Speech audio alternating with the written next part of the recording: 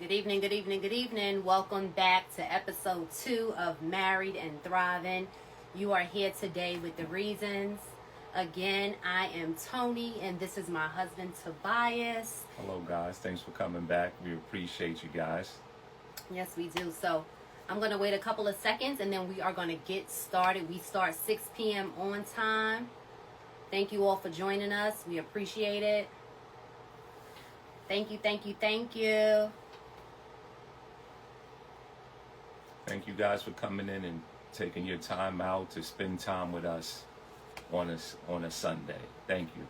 We appreciate it. And I also want to give a special shout out to everyone who actually submitted some feedback, whether it was text messages, DMs, emails, phone calls. I got phone calls from New York, Virginia, DC, Maryland. Thank you all. We appreciate your feedback and all of you just coming together and really supporting us. Yeah, thank you guys that has given me feedback.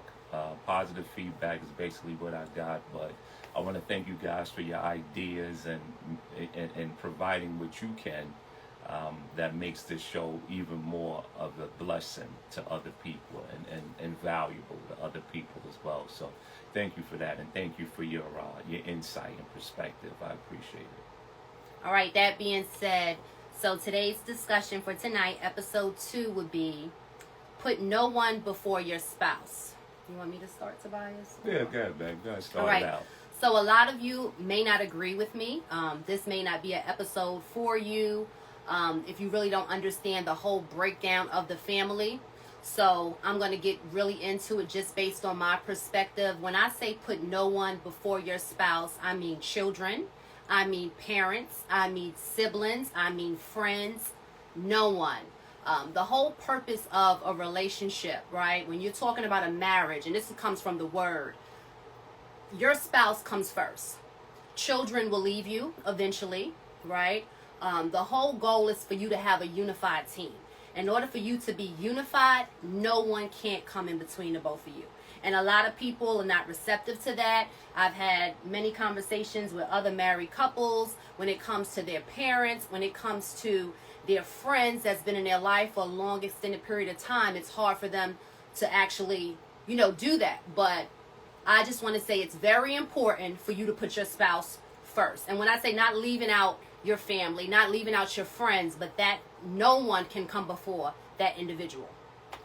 I think you hit on something very good, but I just want to back up a little bit on what you said. You said that this may not be for everybody. Right, for people not going to agree. I want you guys to understand, just because you don't agree with it doesn't mean it's not for you. Right. Sometimes you got to hear things you don't agree with so you can learn and grow. We got to get out of our echo chambers. We got too many people we sit around that agree with us or that's yes men around us, and we're not growing or learning. Right. So this message is for you. The question is, do you like it or not? And that really doesn't matter. The real question is, can you get some or can you learn something from us or this message, okay? So I want you guys to keep that in mind as you listen to something you may not like. That's today, that's tomorrow, that's the rest of your life. You said something interesting, babe. You said listening to other people. Yeah, because people do that. Yeah. You need to stop listening to people that don't have what you have. So, did you hear that one? You'll sit up there and listen to someone who's not married. Right. And they'll give you their point of view or POV. You sit up there, you follow someone who's not married. What you think is going to happen to you eventually? So the thing is that our communities make us who we are. Right. Right? That's big. So it doesn't matter what community you in. You are a reflection of your community. In this case, I'm talking about the community being your friends. They say you are the sum of the 5 people you be around. So if you're around even one negative person, that can still take your spirit down and have you look at things the wrong way. It only takes one to start you up in the wrong direction. Boo, and if I could just add to that, I think that's Sure. also so important too, because we have to model the behavior that we want our kids to do, right? And also with our friends. So if we believe in it's us, right, before everybody, then our kids need to see that. I think a lot of times, and what I can say as far as coming from my mother and Daddy T, when I tell you they were for the F the kids, era, right? Like we came second. And though as children, you know, I had a little bit of animosity because I didn't understand, right? Until I got married, that they were right. That what they taught us, that foundation was it. And that's why today they're 40 years strong. And no one comes before the other. So I think it's very important that once we get that, we have to model that behavior. All my friends know, my family know, Tobias comes first. Majesty, love my baby dearly, but Majesty will be gone hopefully in the future. She'll start her own family, and we'll have each other. So we have to be very careful about letting other people get in between of what we have. I would say your parents, they're going to be very biased when it comes to disagreements. I would say your friends, you know, other extended family members. So just make sure that you put that person, that individual, before you put anyone else. And then also too, when you don't, that's where I would say resentment comes in, right? You know, a lot of times we don't say what's really on our minds, or we'll wait and let it say. And I'm going to say, because again, I got married, for those of you who don't know, at 25 years old. So you're still, the human brain is still developing, right? They say until 25. So you don't really actually know who you are at 25 years old. So a lot of times, you know, we bring into relationships, and we don't realize exactly, you know, who we really are. So you, deep down inside, you hold on to things, right? Because you shouldn't have said that to your cousin or your aunt. You should have said, I'm your wife. And one thing I can say, I have to credit this man. It doesn't matter how close he was to anyone. Once we got married, he made it very clear, like, Tony is my wife, and if Tony doesn't want to do, or if she doesn't feel comfortable, we're not doing that. And I think we have to stand up, because a lot of times, like my family, if you really know me, we are very boisterous, you know, we're very strong, and it's either our way or the highway. But in order for people to respect your spouse, right, in order for them to see them as they see you as one, you have to ensure that you put that person as number one. I think that goes both ways. So when you say that, I think that goes for my side, which is my friends and family. Mm-hmm. And it also goes for me for her side, which is her friends and family. So when I say that, I mean that in order to, because Tony's touching on more of protecting the union, right? Sure. So the thing is that I have to protect it on my side, and I have to protect it on her side. So with my family or my friends, I have to come in and say, no, this is my wife, this is how I'm doing it, right? This is how we're going to move. And I also have to do that with her family. I can't just do that with my family. It's not just her job to course correct her family, because we want to course correct things that's wrong. What we consider wrong is things we're not having. In the street, we say, I ain't having it, right? Or I ain't feeling it. So the thing is that if I ain't feeling it and I ain't having it, I have to course correct that. I want you guys to understand, you have to do it on both sides, not just your side, but on the other side as well. I also want to say, as far as putting your spouse first, I think that it's very easy to put your spouse first in the beginning. That is true. I think, and if it's not very easy, it's much easier to put your spouse first in the beginning of a relationship. You're so open in the beginning. Right. I think it's challenging when it's a few years down the line. And when I say a few years, I want to say maybe 5 years and over. We suffer from something called familiarity. When we become familiar with something, we don't protect it. We don't interact with it like we should, because we take it for granted. Unfortunately, that's a human characteristic. So it's just like a child. A child can have a million toys. They'll get a game system, right? They'll forget about their toys. Soon as another child comes and enjoys the toy they forgot about, now they want the toy again. Now they want to play with the toy again. And they really don't want it. They just want it because someone else wants to play with it. So they had a familiarity with their toys. They put those away, and then they play with the video game system. So it's the same thing with a spouse or with anyone else. Familiarity can kill us as well. So what do you do to solve familiarity? You have to course correct yourself. Sometimes you have to come back to the drawing board, right? Okay, all right. When it's told to, because you may not even understand that you're acting too familiar. So your spouse, Tony, will have to tell me, listen, we need to That's right. spend some time together. We haven't spent time together. We need to do X, Y, and Z. Can we go here? Can we go there? And more than likely, 99% of the time, I'm going to say, okay, cool. Why not? Let's do it. So I have to course correct to make sure I spend time with my woman so I resolve that familiarity. Good points that you brought up, Tobias. And let's put in the comment section right now, do you feel that you put your spouse as number one? No one before your spouse. Put a 1 in the comment section if no one comes before your spouse. Put a 2, and let's be honest if that's something that you need to work on. Again, we all need to work on something, right? We are subject matter expert. Would you call it? Right, SME. Yeah, right? subject matter expert. So, right. Even though we're not professionals, but Tobias said we are professionals, right? So 18 and a half years gives us our professional background. But we all have things to work on. I'm so glad that I see a lot of ones coming up in the comment section, because a lot of times, like Tobias touched on, we talk about, we do get complacent, right? And we do get to a point where we are familiar with, and it's kind of like I don't want to say take advantage, but it kind of it's just the norm for us, right? So when things are the norm, we don't give it as much attention. And absolutely, I want to just agree with what Tobias was saying also, talking about speaking up when we do feel that someone is being familiar. Many times we've had conversations, and again, you're not the same individual when you first go into a marriage, into whatever age group you're in, whether it be your 20s, your 30s, your 40s, your 50s, your 60s. You change. Everything changes about you. The stuff that you like, your interests, it could be just your surroundings, the people that you interact with. A lot of good things change, right? So, and it's nothing wrong with that, but you should be able to convey that information to your spouse to say, hey, I don't like the way this is. I don't like the way you're making me feel. Or I feel like you're ignoring me. Or I feel like we're not spending enough quality time. And that's really a segue into some of our marriage mailbox today. One of our questions regarding how do you, I'm going to go to the question, but how do you make sure that you work and marriage life balance? And how do you make sure that you spend more time and you're giving them enough time? But I'm really good to see that a lot of you are putting 1s in the comment section. Yeah, so guys, what I would say is the first thing, if you are the one that's feeling neglected, you have to say something.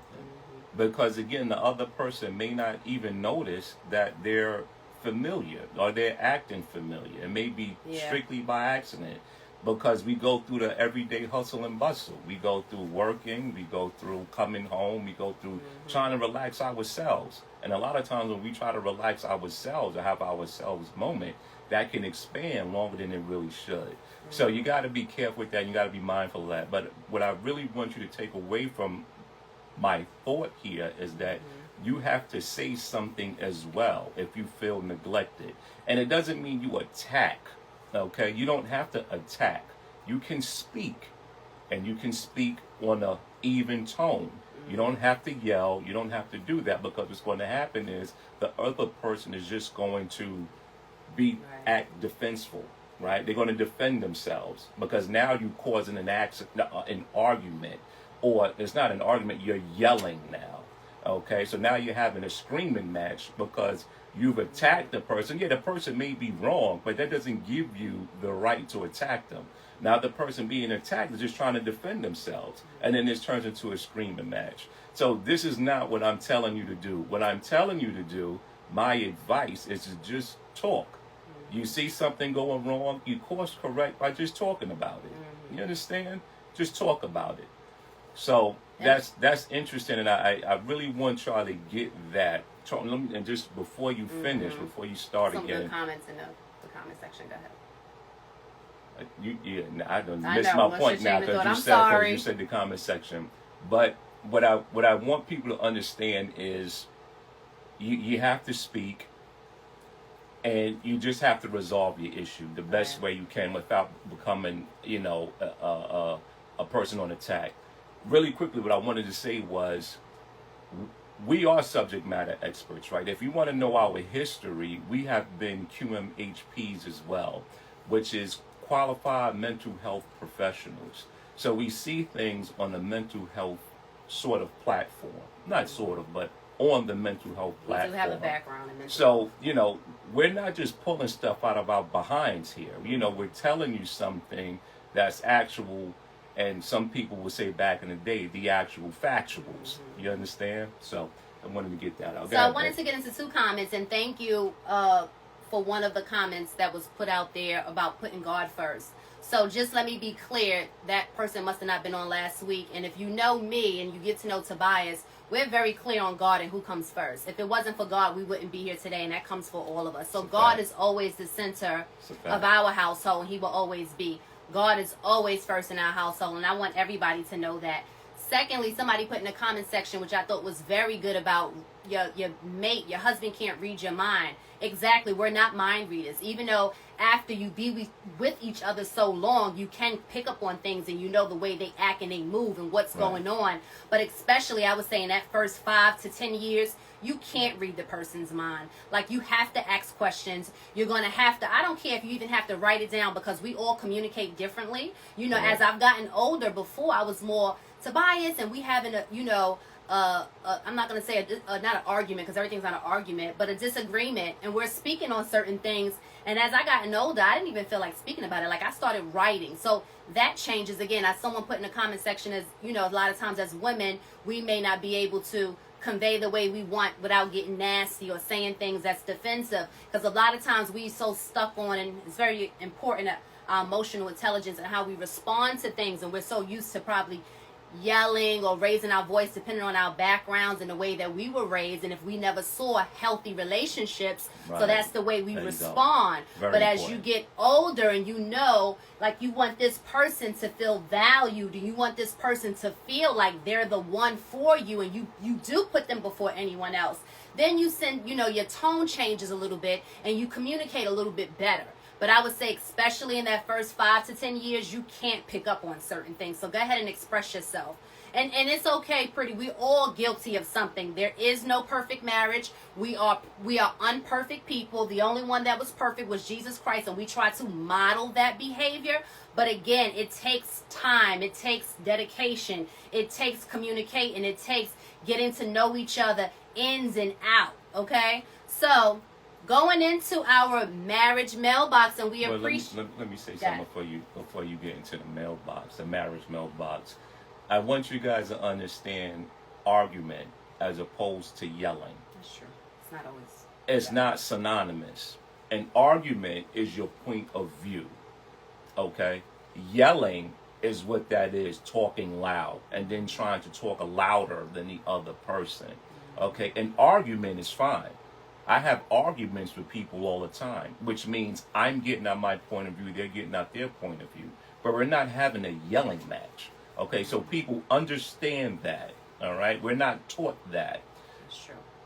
Also, what I want you guys to understand is, whether it's 5 years, 10 years, 15 years, 20 years, the person still, the spouse still doesn't have the ability to read your mind. That's true. Sure, we may have a good idea of what the person may want or what the person may do, but that doesn't mean you know everything. You know, one thing that I used to hear a lot is, well, if he was a good man or if he was a good husband, he would know. I wouldn't have to tell him. Stupid. He would know. He would know. What sense does that make? How am I supposed to know if you don't tell me? If I could read your mind, I would be somewhere else. Okay? Me and you wouldn't be together. Not because I don't like you, but because I'll be handling and doing other things, reading people's minds. Okay? So I want you guys to understand that.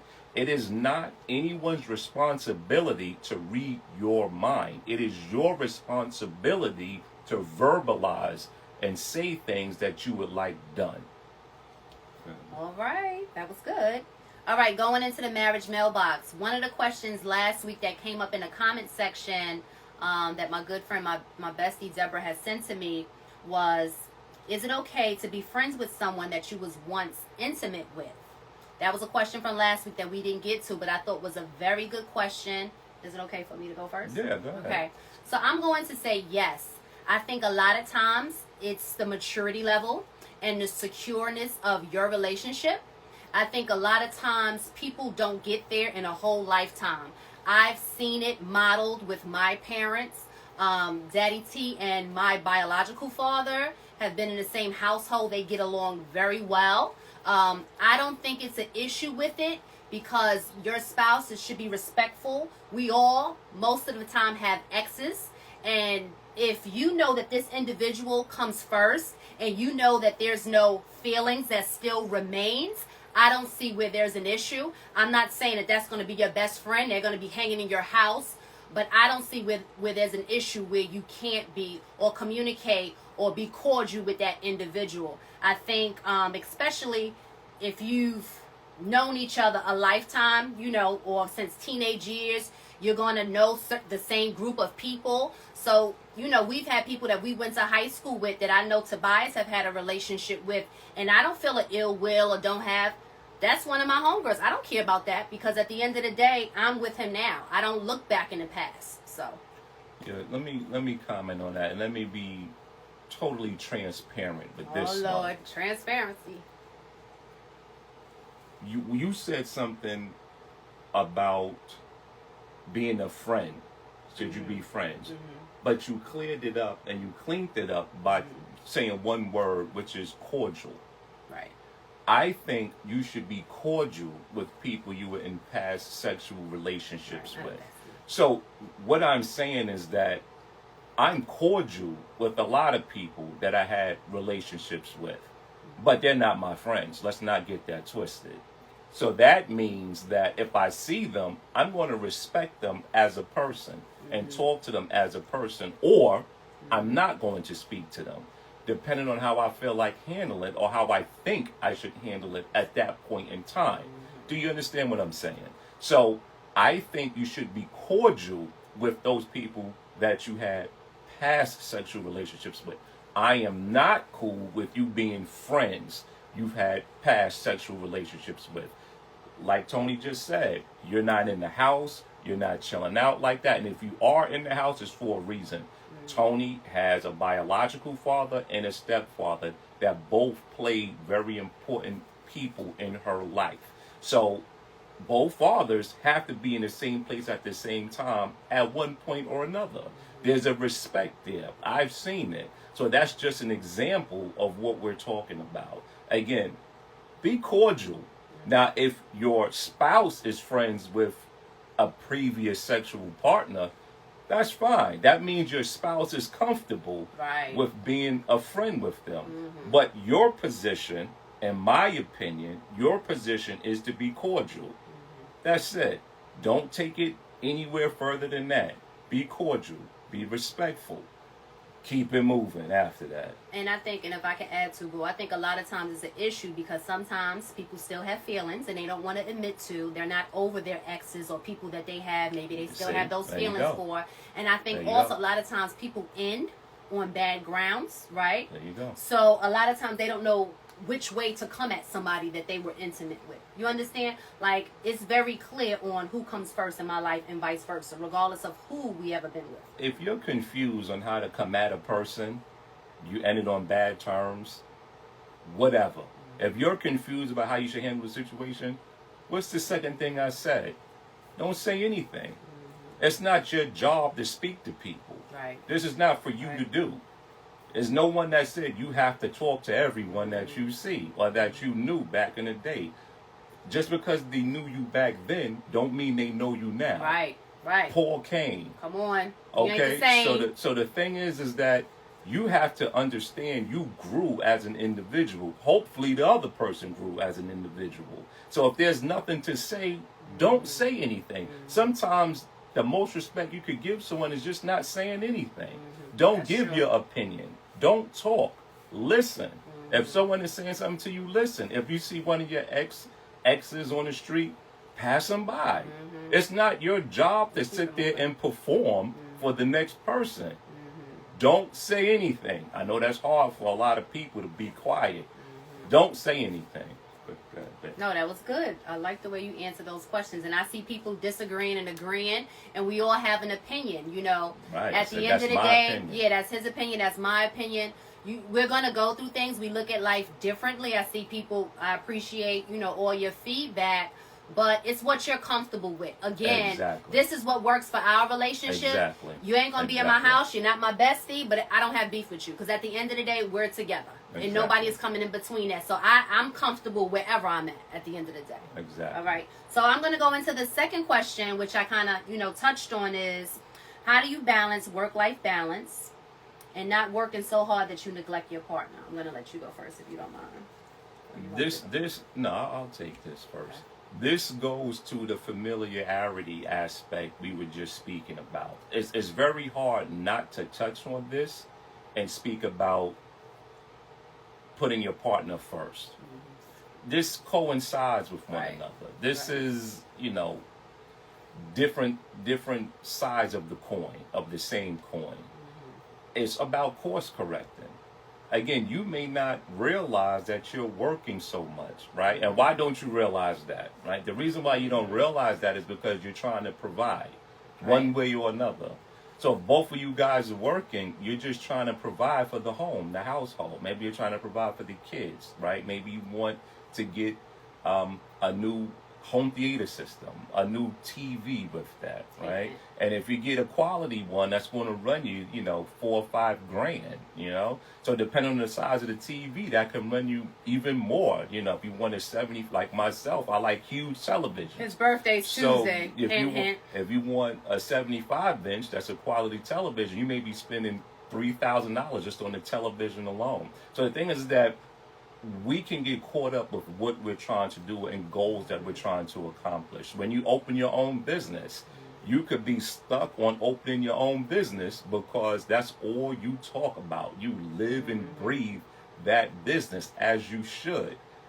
But if you're not focused, your partner should be, not your partner, your spouse should be able to come in and say, I need more time with you.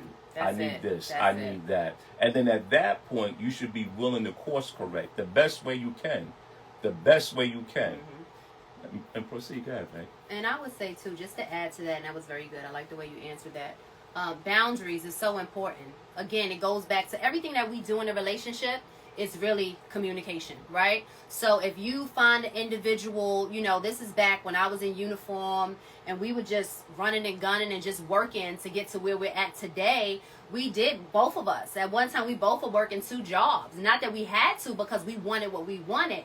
And I feel me always speaking up. And at times, Tobias did too. When I used to work late nights and overnight in uniform, like, quality time is a must. In order for you to keep things going, to keep the fire burning, you have to spend that quality time. So regardless of how you want to sit down and break it up, but I used to say, okay, such and such days, we're going to spend time together. We're going to make sure we're not working on such and such days. We're going to make sure once a week out the year is just our week, not even Majesty. We're just going to stay home and date each other for that week. We're going to make sure that we have these vacations together. We're going to make sure that we take off at least once a month and do our day. Whatever works for you. But I think boundaries is so important in any relationship. So in order for you to have that work-life balance, you have to, one, communicate to see, because everybody time is different, right? I may require a little bit of time. Like, I don't require a lot of attention, right?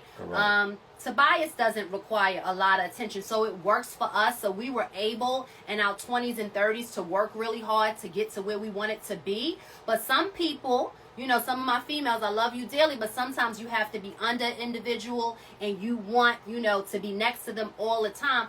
Sometimes that's just not possible. You can't have the attention every second, and then you also want the big house, the big cars. You want something. It's compromising, right? Something has to give. So I just wanted to speak on that as well. Yeah, that's good. So I think I want to sum, this show up with saying, time went so quickly. It's about being teammates, right? It's about you guys playing on the same team. That's all marriage is. You have to look at it this way. You guys are on the same team. That's right, teammates. The team wants to win. Right. You're gonna win. You gotta win. However you look at winning, that's how you guys gotta win. Okay? That's the point. That's what you should keep in mind. Yes. Winning, team. Winning, team. Right. And just to close, we're already at 6:30. The time went so quickly today. Again, we thank you for the questions in our marriage mailbox. I'm going to ask you to continue to submit your questions, whether it be text message, DM, if you have my phone number, whatever it may be. We appreciate all the feedback. We're going to continue next week we'll to do continue. another segment. As long as you want us here. As long as you guys want If you want us here, we're going to hear continue. this, we'll continue. We thank you. And I just want to say again, remember, in order for it to work in any relationship, especially we're talking about marriage, we have to keep God first. And this person next to you have to be your top priority. And then before we go really quickly, go ahead and put a happy birthday shout out because my husband's birthday is Tuesday. We celebrated part 1 last night. We're going to continue to celebrate, but my husband's birthday is Tuesday. So go ahead and give him a birthday shout out. We appreciate you all. We're very thankful that you're taking time out of your Sunday because we know what Sundays can be, trying to get ready for the week, just to sit down and have a conversation with the reasons. So thank you, and thank you for the birthday shout outs, everyone, and the great wishes that I'm seeing here. Thank you, guys. I hope you have a nice rest of your day. All right, take care. All right, God bless. Bye.